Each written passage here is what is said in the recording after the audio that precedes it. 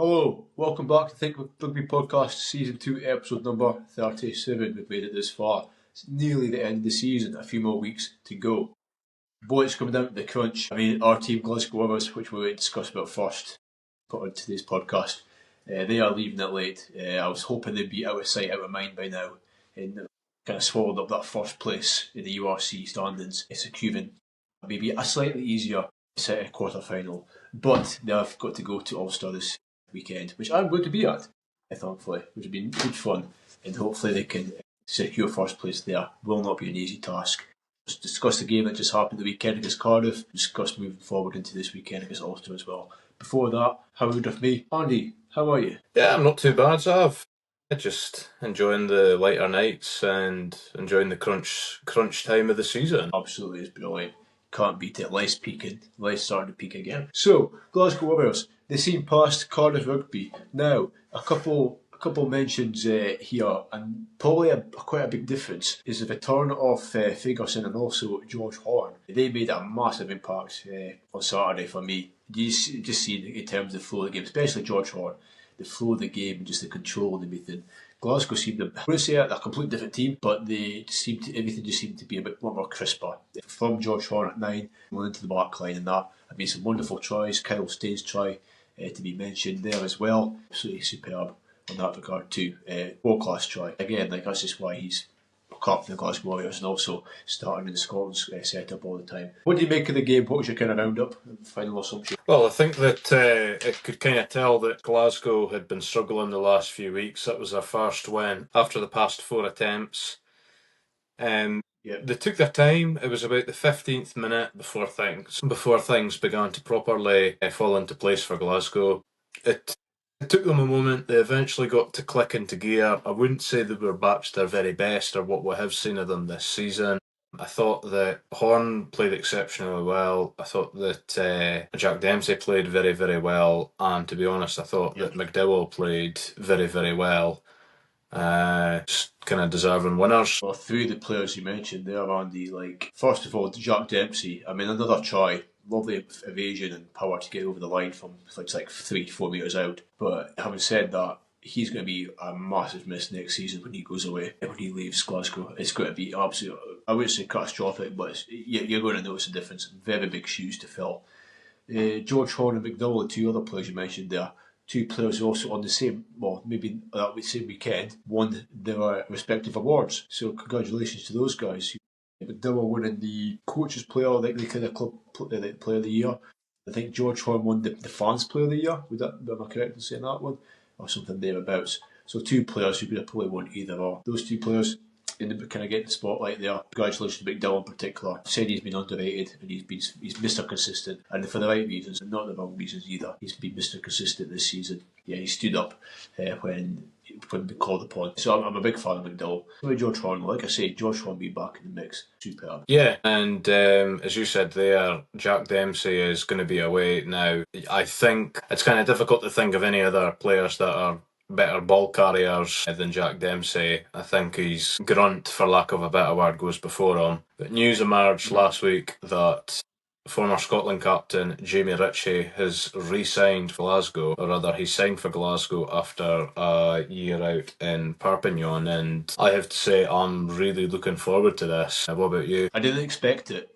I honestly didn't expect it at all. He just kind of quietly went about his business, going to Perpignan, just casually picking up the captaincy there for a season and then coming back, and in a roundabout way he's taken Dempsey's maybe leadership role at Glasgow Warriors. Two very different players. He played the back row, but two very different players in that regard. I'm interested, but I'm struggling to see. I think what's going to happen because of that is you're going to have Ferguson move to number 8 with Darge and then Jamie Ritchie at 6. And I think that's probably going to be the best kind of protocol. And I think that's how they're going to work around it. You've also got Mackenzie Duncan. Yeah, what the young lads they've got so many young lads coming through that they could.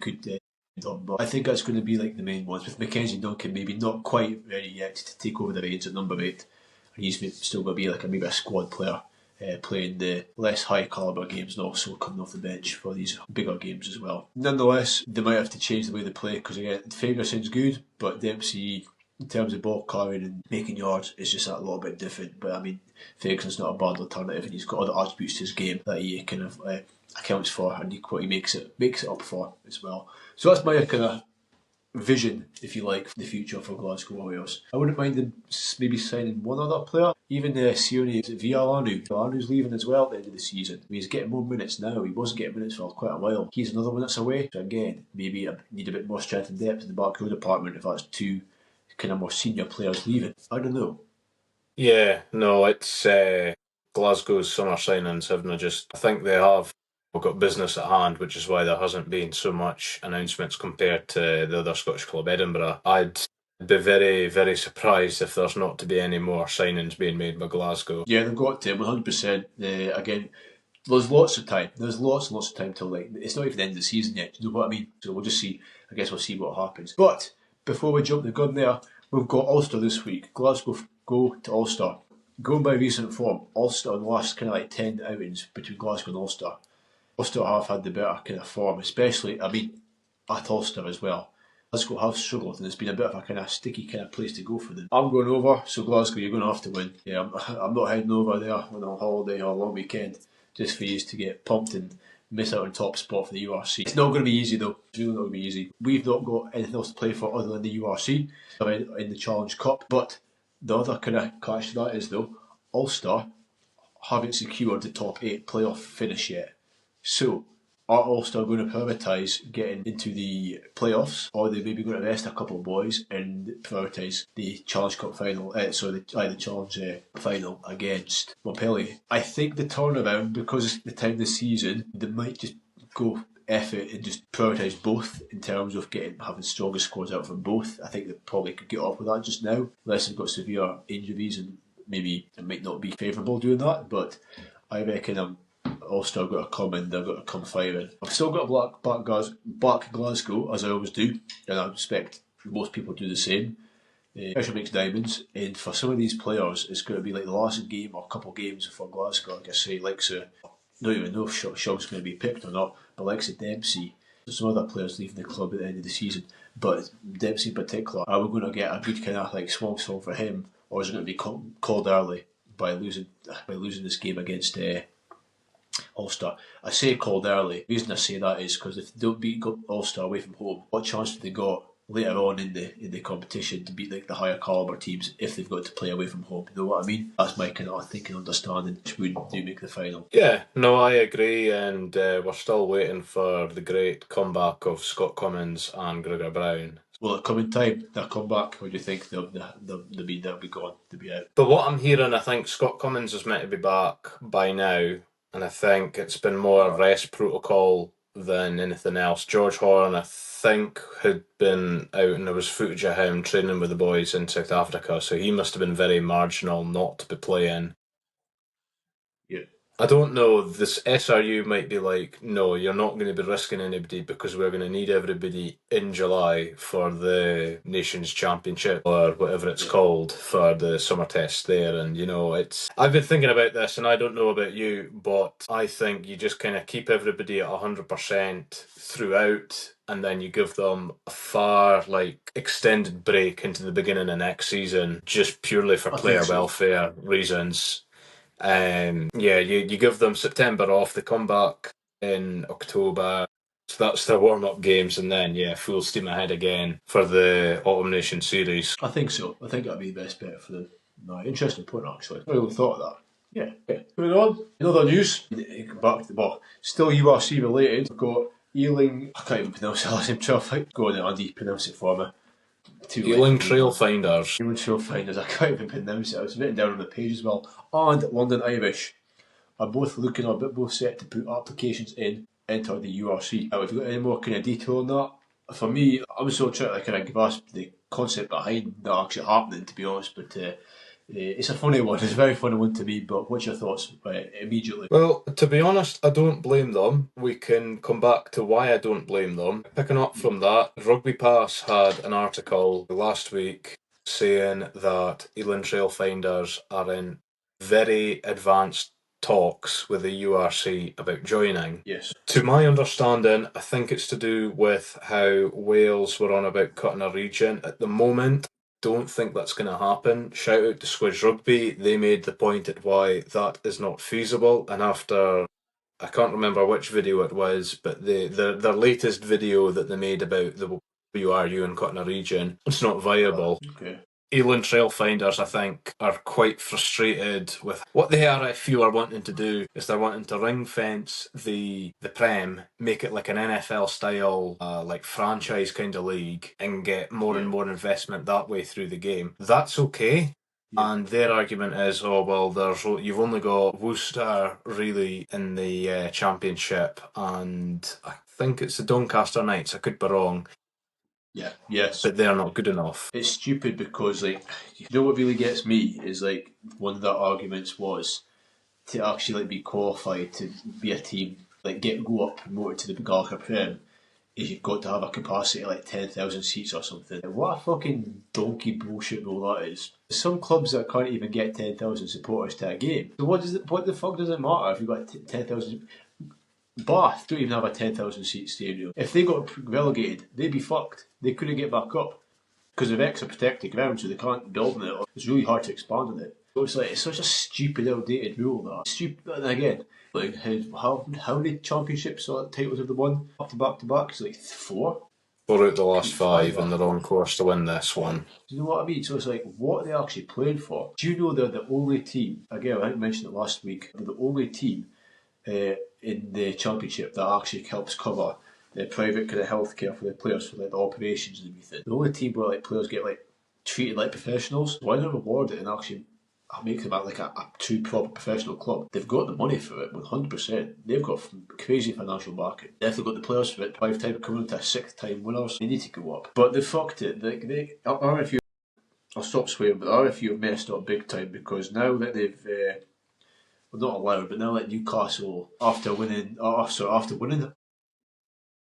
now we'll be finishing 4th or last for like maybe the 4th or 5th time in a row. But now they've had that kind of financial backing, it's like they're probably holding out hope that it's going to get better for Newcastle. So far, not so good. As much as such the same, really. I mean, they've shown glimpses of it, but there's still a long way to go. So now, if they were to put like a promotion relegation and Newcastle go down, they've had this massive wealthy investors and all these players on big contracts. The thing's just going to be a mess because we've got all these players down playing in the championship, and they won't be happy. Kick up a fuss. Newcastle Red Bulls. Red Bulls are wanting to coach own a absolute minimum of a team. They want to be coaching the best of the best. Obviously, just now they're not, but that's their kind of aim. So it's like, if you open up that promotion relegation again, it's just going to be completely another disaster. Because again, look at all the teams in that, other than Newcastle. You've got massive clubs, even Harlequins, ex-champions back in the 2000, Harlequins. Can't relegate Harlequins, that just sounds wrong. Folk said Exeter a while ago. Exeter are now in the bloody playoff positions, just beat Bath the weekend. So it's like, who are you actually going, other than Newcastle, who are you actually going to put down? So they've really messed up big time, RFU. They've put themselves in this kind of spot and bother, and I don't know how they're going to get out of it, other than just keep it the way it is just now. Yeah, well, I have been very, very vocal in my opposition to the no promotion relegation. I think at the very least it should be whoever, and I disagree with this notion, but whoever comes first, in my view, should be like promoted up.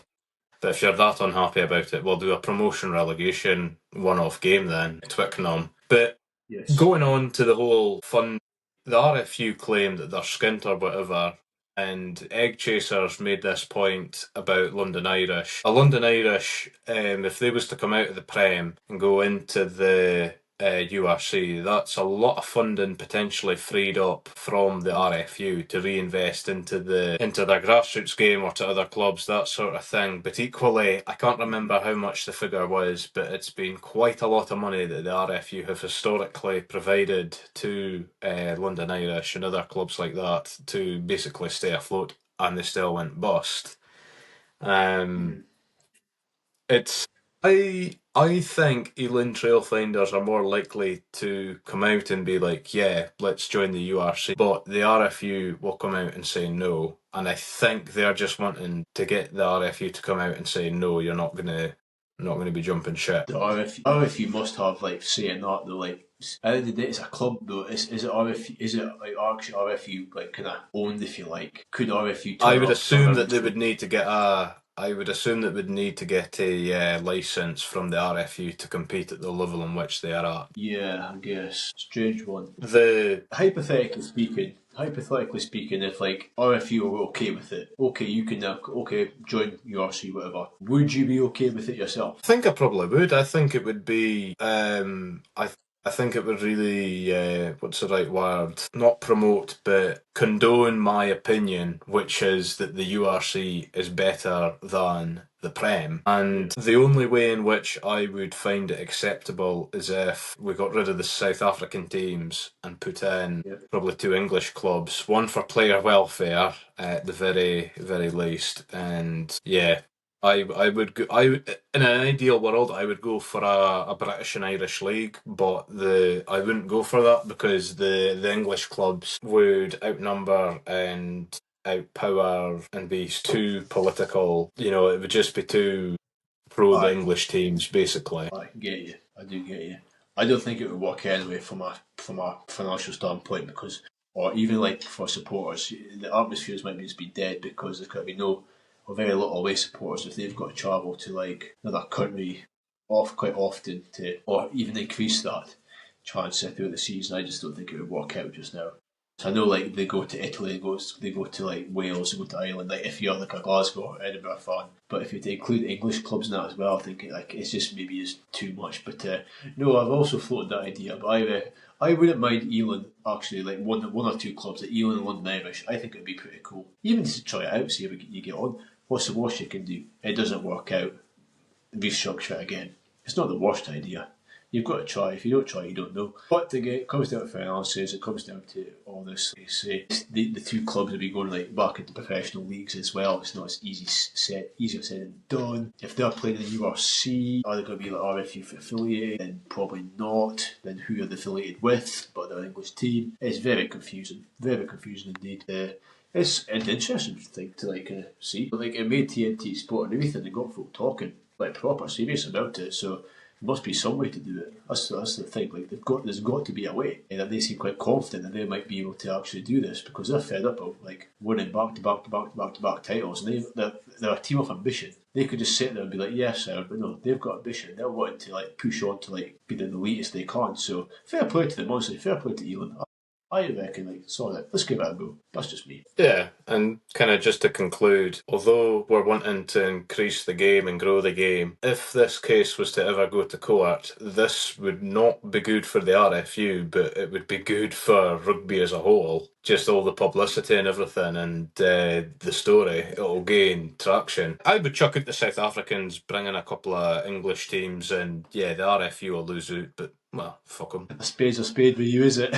See as it is. Fair enough, Andy. Fair enough. No, I'm happy with that. Cool. Well, some other news that I've got to mention is Arbath going to bottle the Gallagher Prem. I'll literally just skim past this. They lost at the weekend to Exeter. They got proper beat by Exeter at the weekend as well. Now Northampton are top. Northampton have only lost 2 games all season. Bath now lost 4. Arbath slipping. Are they not? They're maybe not the team they once were back last season. It looks like that certainly just now. They're still second. They'll still make the playoffs, more likely than not. But it's looking like their first place title, like defence, is in jeopardy to Northampton. So that's all I want to really kind of mention. Other than Newcastle, still not great, getting absolutely humped by Harlequins at the weekend, as you sent me a photo of. They got absolutely embarrassed by Harlequins, who are meant to be like second or third worst in the league this season. It goes to show there are Newcastle still a long way to go. But yeah, cool. The Gallagher Prem's shaping up. It's got a bit boring now. The URC is a bit more exciting this year, I feel, compared to the Gallagher Prem, which is why I focus more on it this year as well. Obviously Glasgow being top helps a lot. Here's hoping Glasgow do a number at the weekend. Cool. That's all I've got for tonight, Andy. Anything else? Any other little kind of highlights? No, not really. No. Perfect. Well, the season's come to a close. Well, thank you for watching. Here's hoping for a Glasgow win at the weekend. I am predicting a Glasgow win. I assume you're doing the same. Yeah. Perfect, there we go. See if we're proving right. We're usually proving wrong, to be fair. So we'll see how we get on. But no, cool. Thank you very much for watching. See you in the next episode. Don't forget to subscribe, leave a like on the video, comment below. If there are negative comments, we read them all, we laugh at them all, or we take them all in. So thank you very much. This hater's going to hate Andy. See you next episode. Goodbye. Bye bye.